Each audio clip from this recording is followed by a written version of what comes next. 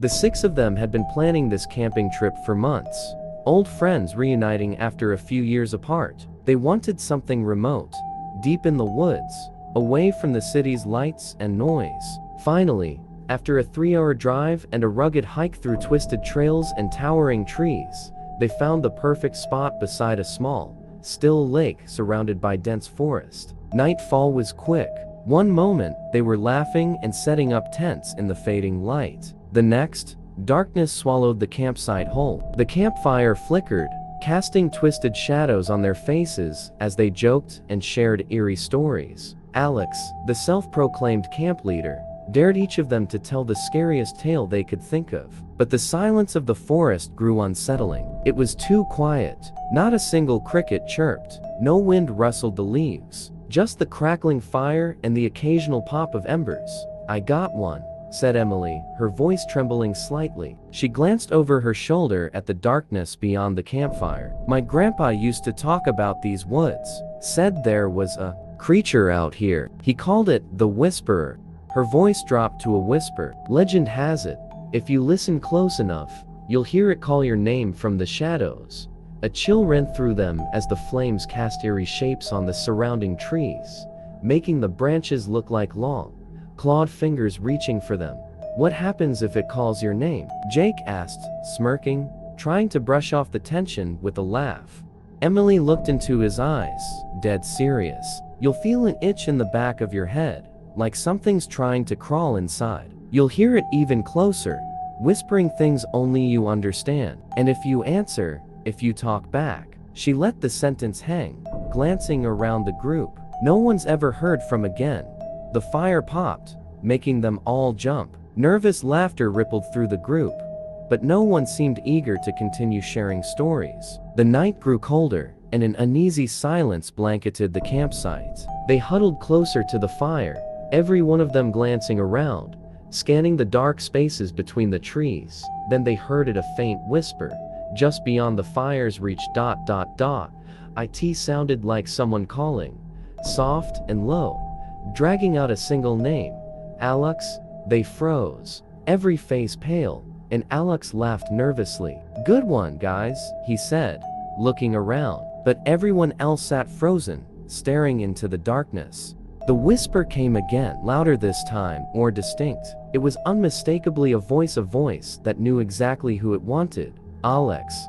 The whisper faded, leaving an eerie silence. Alex's grin faltered as he looked around the circle of his friends. No one seemed amused. In fact, they looked terrified. "All right. Very funny, guys," Alex said, a hint of nervousness creeping into his voice. But no one laughed. Jake shook his head, his face pale. "Alex, I swear that wasn't us," Jake murmured. "We're all here.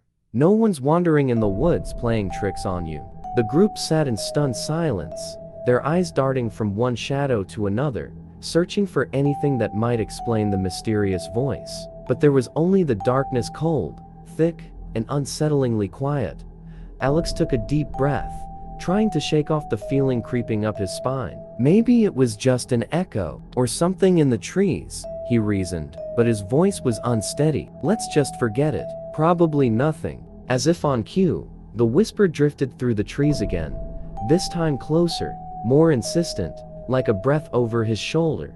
"Alex." A chill slid down his neck, and without thinking, he twisted around, peering into the dense darkness behind him. His flashlight beam cut through the shadows, illuminating twisted branches and dense undergrowth. But there was no sign of anyone or anything. He exhaled shakily. "Okay, very funny. Whoever's out there, you can stop now." But the whisper persisted, growing clearer, and now everyone could hear it. It wasn't just saying Alex's name, it was repeating words they couldn't understand, in a low, guttural tone that seemed to crawl into their minds. Panic spread through the group. Emily hugged her knees, her eyes wide with fear. What if it's the Whisperer?" she whispered.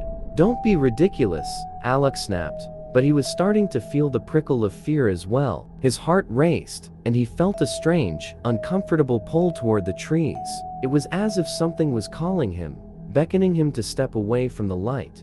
Then, without warning, he stood up. His movements were stiff, unnatural, like he was fighting against invisible strings pulling him into the darkness.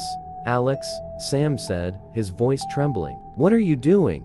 Alex's eyes were glazed, unfocused, as he took a slow step toward the trees. It was as if he was in a trance, compelled by something unseen. The others leapt to their feet, but before they could reach him, Alex took another step, then another. He moved toward the shadows beyond the firelight, his feet crunching over leaves and twigs as if pulled by an invisible force. "Alex, stop!" Jake shouted, running forward. But as Jake reached for him, the whisper grew louder, drowning out their call, filling their ears with words that made no sense, yet clawed at their minds. And then, with one final step, Alex disappeared into the darkness. The whispering stopped. The only sound left was their own panicked breathing as they stared into the shadows, desperately scanning for any sign of their friend. But the forest was silent once again, and Alex was gone. Panic set in as Alex's footsteps faded into the silent woods. They shone their flashlights wildly into the trees, calling his name, but the only response was the hollow echo of their voices. The darkness swallowed every beam of light, thick and heavy, as if the forest itself was alive, intent on keeping Alex hidden. "What just happened?" Emily whispered, her voice barely audible, hands shaking as she clutched her flashlight. He just walked off," Sam stammered, his face pale. "It was like he didn't even hear us." Jake clenched his fists, trying to keep his cool. "We have to find him. He couldn't have gone far." The group moved together, stepping just beyond the campsite, the firelight now a faint glow behind them. Every rustle, every snap of a twig underfoot sent them spinning around, flashlights darting from tree to tree. Yet the forest offered nothing but shadows and silence. They called Alex's name again and again, but only their echoes responded. An uncomfortable realization settled over them.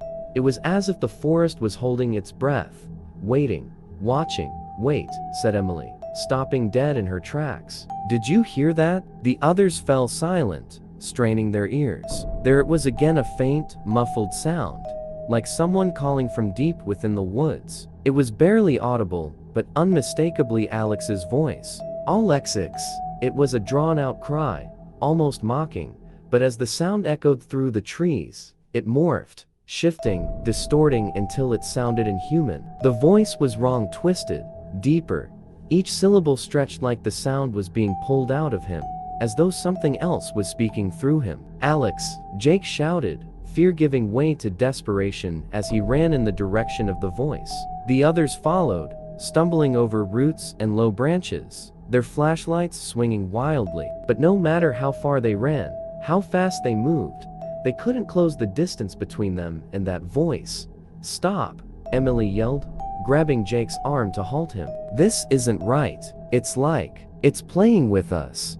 Just then, something flashed in the corner of Emily's vision, a figure, standing deathly still between two trees, barely visible in the dim light. Her heart leapt as she aimed her flashlight at it. It was Alex. But he didn't move. He just stood there, his face shrouded in shadow, his body rigid, as if frozen in place. His back was turned, head slightly cocked, as if listening to something just beyond their hearing. "Alex!" Sam called out, his voice cracking. "Hey, man, we're right here. Are you okay?" No answer. Alex's silhouette remained still, unnaturally so. The light from Emily's flashlight seemed to blur around him, like he was dissolving into the darkness itself.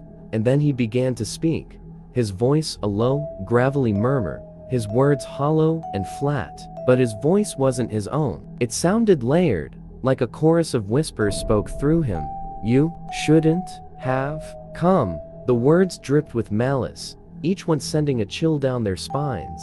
Emily's grip on the flashlight tightened, her hand trembling. "Alex, stop. You're scaring us." He didn't respond. Instead, his head slowly turned, and what they saw made their blood run cold. His eyes were empty, hollow sockets, like something had taken everything inside him and left nothing but a shell. A twisted smile stretched across his face, wider than humanly possible, as if something deep in the forest was puppeteering him, stretching his mouth into a grotesque grin. "Come closer," he whispered, his voice fractured and broken. Before anyone could react, Alex's figure flickered, like a bad signal on a screen, and then he vanished, dissolving into the shadows. The four friends stood paralyzed, staring at the spot where he had just been, their breaths coming in shallow gasps. The oppressive silence returned, heavier than ever, wrapping around them like a suffocating fog. And then, from the depths of the forest, a new whisper echoed, low and seductive, seeping into their minds. It called each of their names, one by one.